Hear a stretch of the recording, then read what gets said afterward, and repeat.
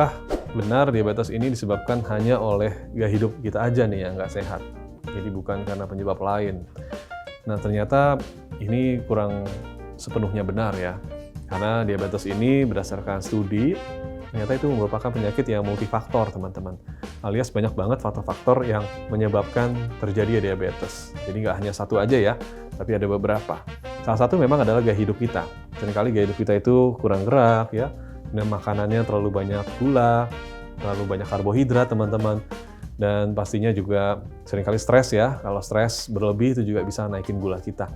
Itu memang naikin gula, tapi tidak hanya itu, teman-teman. Jadi ada lagi faktor lain yang seringkali juga menimbulkan diabetes, yaitu yang kita kenal dengan yang namanya faktor keturunan. Memang ada sekitar 50% ya diabetes baik tipe 1 atau tipe 2, yang mana sekitar hampir 50%-an ini disebabkan oleh dominannya faktor keturunan. Jadi ada faktor genetik yang bermain di situ, yang mungkin diturunkan dari ayah, atau juga diturunkan dari ibunya, atau mungkin dari kakek atau neneknya. Nah, seringkali faktor keturunan ini memang tidak bisa dielakkan lagi ya, tidak bisa dihindari teman-teman. Cuma yang bisa kita lakukan adalah kita modifikasi faktor yang gaya hidup ini, atau faktor karena makanan, karena minuman, karena gaya hidup kita olahraganya kurang, ya, atau merokok, atau stres tadi yang bisa kita hindari. Jadi tetap ada harapan teman-teman, sekalipun ada faktor keturunan, tapi kita bisa perbaiki faktor yang lainnya. Ya, kemudian teman-teman ada juga yang menyalahkan penyebab dari meningkatnya kadar gula atau diabetes ini karena resistensi insulin. Jadi ada suatu kondisi yang namanya kekebalan insulin ya, atau resistensi terhadap insulin. Jadi memang ini benar ya teman-teman ya. Memang ada yang namanya hormon insulin yang berfungsi untuk memasukkan gula dari luar tubuh ke dalam sel-sel kita supaya bisa dipakai sebagai energi. Nah, kadang-kadang hormon ini ada gitu ya, hormonnya banyak, tapi dia kebal. Jadi tubuh kita itu tidak bisa memakai ya, alias resisten. Jadi hormonnya seperti tidak berfungsi, teman-teman. Dia hadir di situ, tapi dia tidak ngapa-ngapain gitu ya. Tidak bisa memasukkan gula seperti biasanya. Nah, inilah yang kita sebut sebagai resistensi insulin. Jadi insulinnya tidak defisiensi, tidak kurang, tapi dia tidak bisa ngapa-ngapain, tidak bisa berfungsi. Jadi sama aja ya teman-teman. Gulanya akhirnya pun akan berlebih di dalam darah kita dan akhirnya akan menimbulkan kondisi yang namanya hiperglikemia, alias kondisi gula yang berlebih. Nah, memang resistensi insulin ini adalah salah satu penyebab yang paling sering ya terjadi, yang kita sebut juga dengan diabetes tipe 2, teman-teman. Jadi ada dua tipe diabetes ini.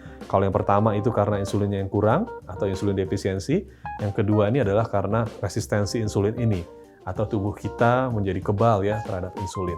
Dia ada tapi tidak bisa ngapa-ngapain. Ya, kemudian teman-teman semuanya, kita tahu ada yang namanya luka diabetes ya, atau kita kenal dengan luka basah, luka kering yang ada pada pasien dengan kencing manis. Nah, apakah luka ini bisa sembuh atau enggak sih sebenarnya? Jadi memang banyak penelitian yang dilakukan ya teman-teman untuk luka-luka kaki ya, khususnya pada diabetes ini yang memang menyiksa sekali. Jadi sekalinya luka biasanya akan terus membesar, bukannya menyembuh seperti orang normal, tapi lukanya malah makin membesar, makin menjalar ke atas, dan akhirnya pun kulitnya menjadi hilang teman-teman. Akhirnya menjadi terkelupas dan akhirnya tinggal otot. Jadi seperti mayat berjalan ya orang bilang, atau seperti zombie ya mungkin yang saat ini banyak dikenal ya di dunia hiburan kita. Itu salah satunya seperti itu, dan bahkan sampai berdarah-darah ya seringkali kakinya, dan yang paling mengenaskan adalah sampai bernanah. Bahkan saya pernah lihat di rumah sakit itu sampai digigitin tikus teman-teman ya. Kakinya tuh saking manisnya mungkin banyak sekali tikus yang menggerogoti.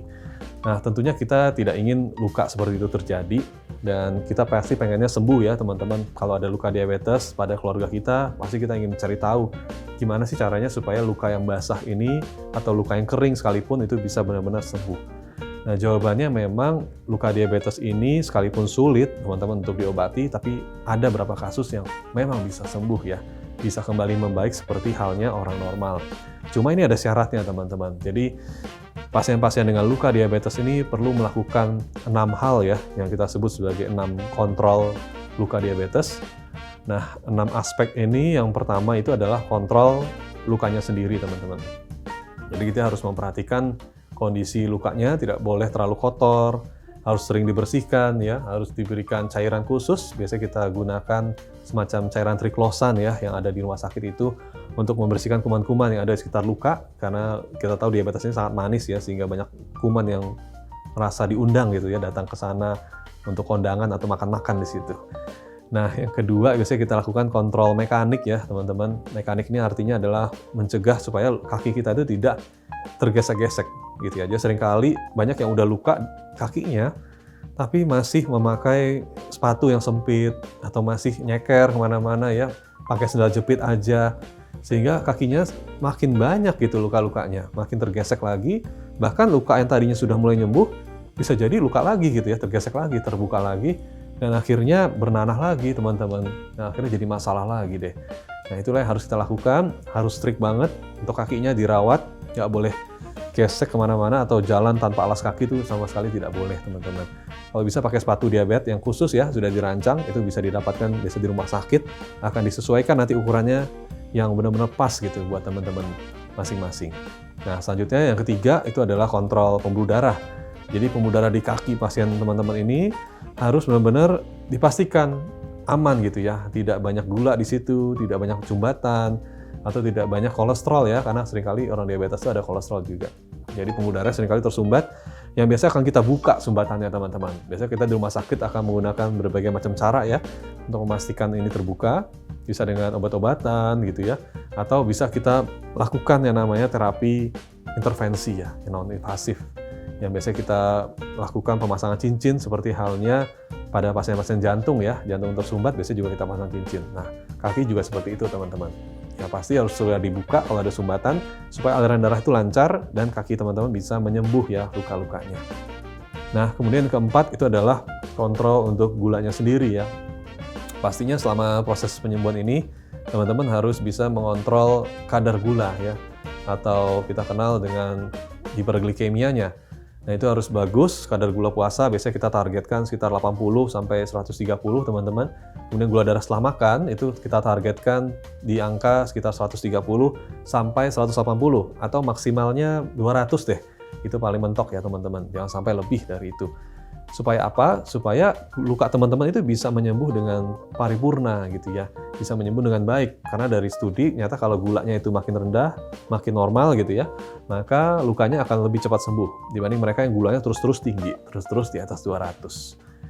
Nah, selanjutnya yang juga penting adalah kontrol edukasi teman-teman. Jadi kita perlu melakukan juga aspek edukasi ya pada pasien-pasien luka diabetes ini supaya bisa mengerti dengan jelas bagaimana cara merawatnya di rumah. Karena banyak orang yang tidak teredukasi, keluarganya banyak yang nggak dikasih tahu gitu ya, cara ngerawatnya gini loh, atau pasiennya sendiri pun bahkan tidak tahu gitu kalau lukanya ini harus dibersihkan dengan cairan A atau B gitu ya. Itu sama sekali nggak ada pengetahuan. Jadi akibatnya karena ketidaktahuan inilah akibatnya gulanya itu menjadi makin parah dan lukanya jadi susah sembuh. Jadi penting banget ya untuk melakukan edukasi ini.